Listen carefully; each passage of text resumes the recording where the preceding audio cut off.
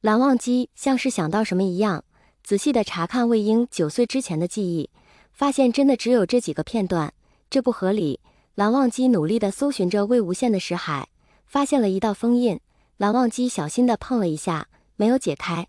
他用心地记下了这封印的模样，准备出去之后去藏书阁好好查一下到底是何封印。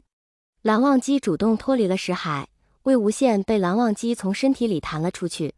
蓝忘机看着在自己床上熟睡的魏无羡，抬起手在魏无羡的头上抚摸了一下，道：“魏婴，对不起，是我让你难过了，以后不会了。”魏无羡一觉睡到了天亮，坐起来伸了个懒腰，自言自语道：“昨天晚上感觉没有那么长时间啦。”看了看自己所在的环境，道：“对了，我是在蓝湛的房间里呀。”看了看自己一塌糊涂的下面，愁道：“这可怎么办？没有带裤子过来啊，这怎么出门？”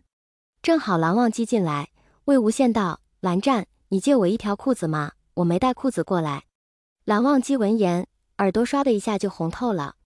魏无羡看蓝忘机不说话，委屈道：“那你帮我回去取吗？我真的出不了门的。”蓝忘机去自己的柜子里拿出了一个他没穿过的裤子，递给魏无羡。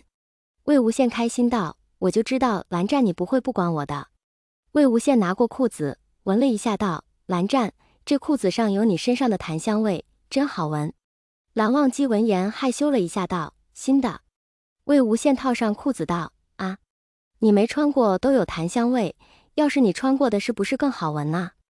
蓝忘机的耳朵瞬间就红透了，有些吞吞吐吐的道：“你要是想要我穿过的，我给你拿。”魏无羡一愣，大笑道：“蓝湛，你今天很反常哎。”蓝忘机看着魏无羡手里拿着那条换下来的裤子，他上前一把拿走，道：“我去给你洗。”魏无羡懵逼的看着自己空无一物的手，等会儿那裤子上有自己的那啥呀？蓝湛给我洗。魏无羡的脸一刹那变红的冒烟了。蓝忘机拿着裤子出去时，才想起来这个裤子前面有些魏婴的痕迹，有些害羞想还回去，刚走了2步，咬咬牙直接去了浴室给魏无羡洗裤子了，一边洗一边害羞。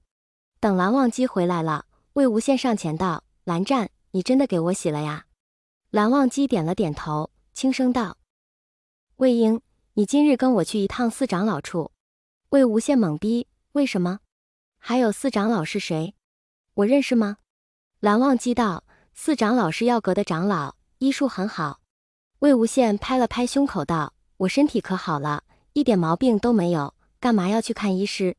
蓝忘机突然很心疼，上前抱住了魏无羡。魏无羡被蓝忘机的怀抱弄得心房一颤，红着脸问道：“蓝湛，你干嘛抱我呀？”蓝忘机道：“你要送我的小木人呢？”魏无羡从乾坤袋里把小木人拿了出来，疑惑道：“你怎么知道我要送你的？对了，我能看到你的记忆，你一定也能看到我的，对吧？”蓝忘机点了点头，拿过了魏无羡手里的小木人道：“魏婴，紫电是一品灵气，被打伤之后不看医师是会留下暗伤的。”魏无羡茫然道：“所以我有暗伤？”蓝忘机又道：“受伤了以后要吃清淡些的东西，不要喝莲藕、排骨汤这种油腻的汤，对伤口恢复不好。”魏无羡愣住了。蓝忘机再接再厉道：“对子骂娘，辱人父母，用一品灵气殴打幼童，绝不是刀子嘴豆腐心。”魏无羡说不出话了，他不知该为他们辩解，他也不想。蓝忘机又道：“蓝氏有位前辈和藏色前辈的遗物，今日我们去给前辈们立一个衣冠冢吧。”魏无羡突然扑进了蓝忘机的怀里，哭了出来。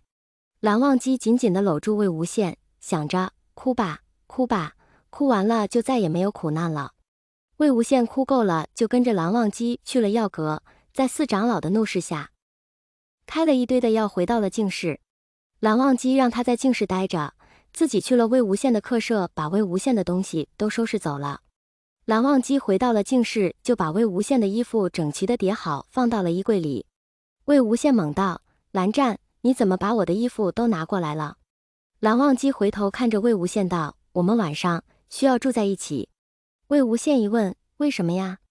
蓝忘机道：“你的灵魂每晚都会过来，客舍与净室有一段距离，害怕你出事。”魏无羡点了点头道：“哦。”蓝忘机带着魏无羡去看了医师，魏无羡看着蓝忘机手里的药有些愣，蓝忘机把魏无羡按到一旁的椅子上坐好，小心地为魏无羡煎着药。